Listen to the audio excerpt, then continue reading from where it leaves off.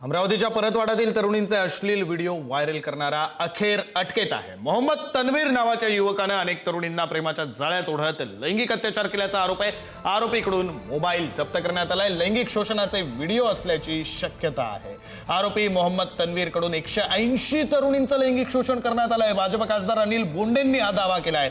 या संपूर्ण प्रकरणानंतर भाजपचे आमदार प्रवीण तायडे आणि राष्ट्रवादीच्या नेत्या सुरेखा ठाकरे यांनी अचलपूर येथील उपविभागीय पोलीस अधिकारी कार्यालयावर धडक देत संबंधित तरुणाविरुद्ध गुन्हा दाखल करण्याची मागणी केली होती। आता हा तरुण अटकेत आहे।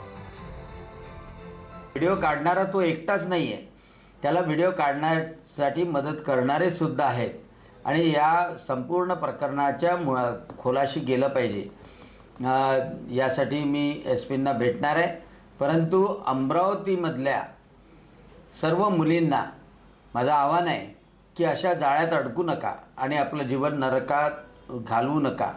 एवढीच माझी विनंती आहे या मुलींना।